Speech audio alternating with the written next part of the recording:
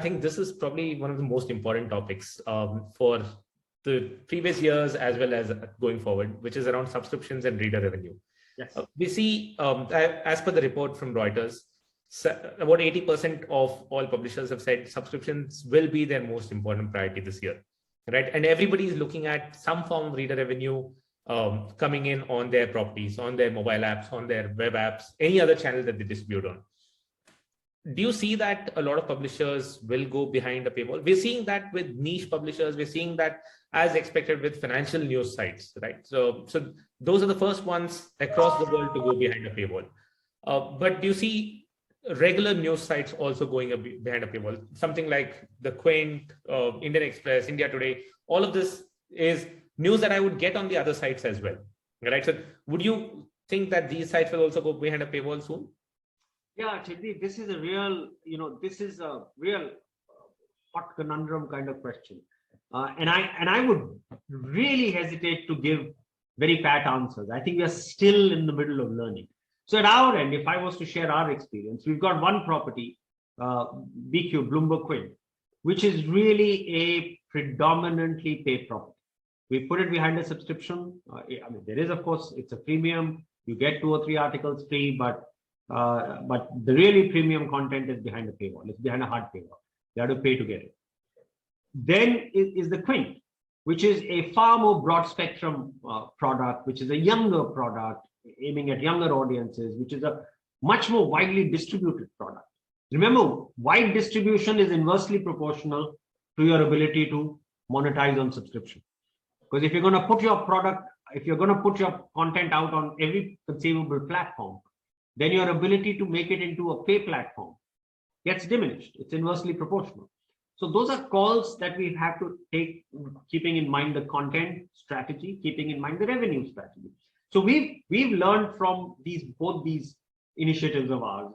And the lessons, as I said, I would be extremely careful in trying to be too pat and too formulaic, and coming to it saying, yeah, I think we've seen the future. I don't think we've seen the future.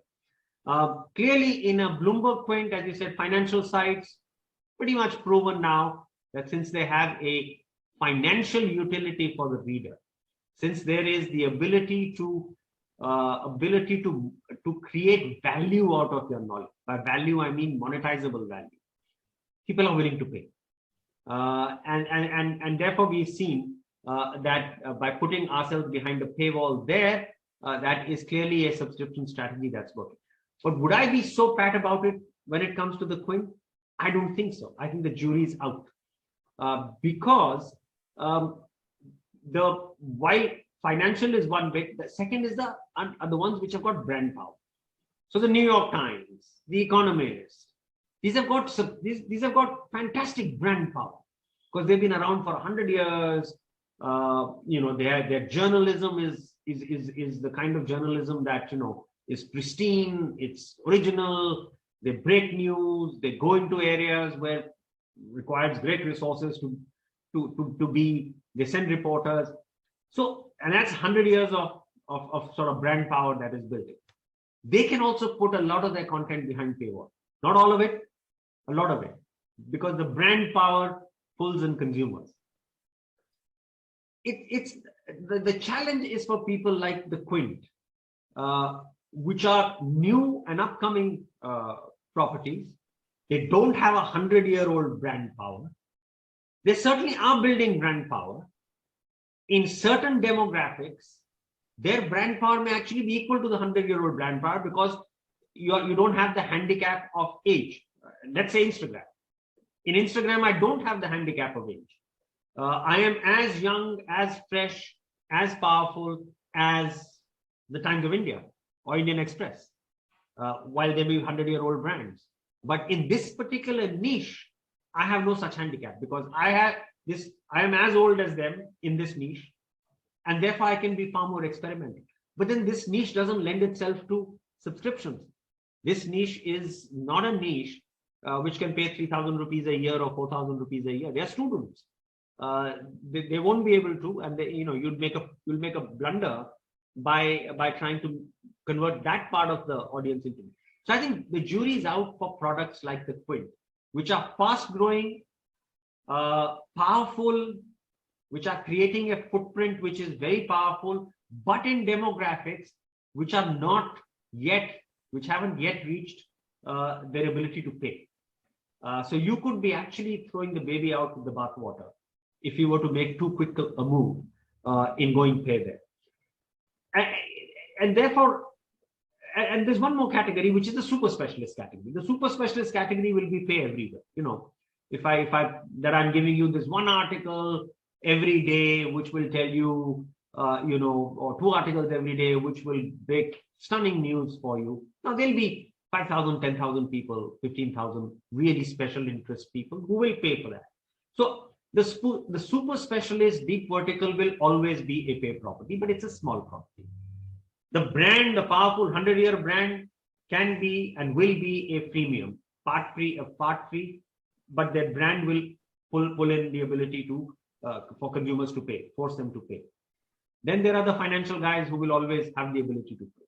It's the quint, properties like the quint, with a large footprint, growing audience base, growing advertising base. Their ability to go pay, I think today the jury's out. There, what we are seeing, and you alluded to it, are the membership models, where you try and monetize reader revenue. Now, you know, often people speak of membership and subscription in the same breath. They're actually as different as chalk and cheese. They both are reader revenue, yes. They both require you to take out your credit card or your debit card or your pay card, and for you to go through a payment gateway and to pay.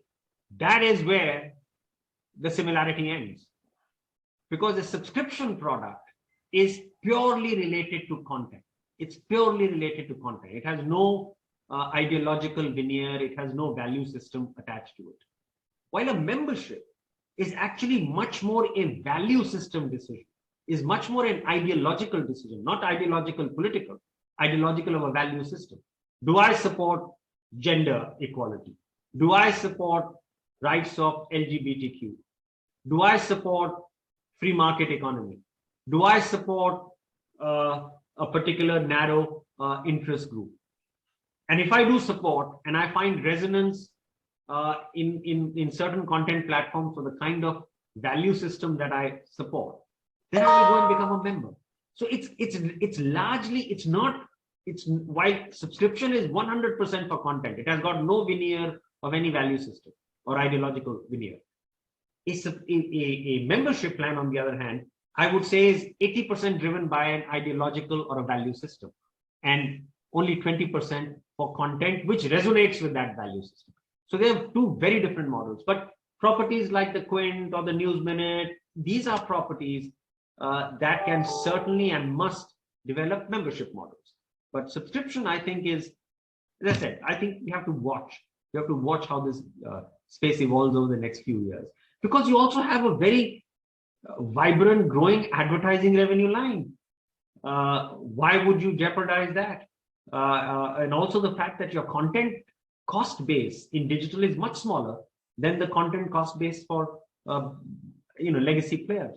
So if you've got a smaller cost base, you've got a more technology-enabled product, you've got mass distributed platforms, different platforms that you distribute your content on, and you have a vibrant advertising revenue line, then I would say you should be extremely careful in trying to take that leap of faith into subscription prematurely.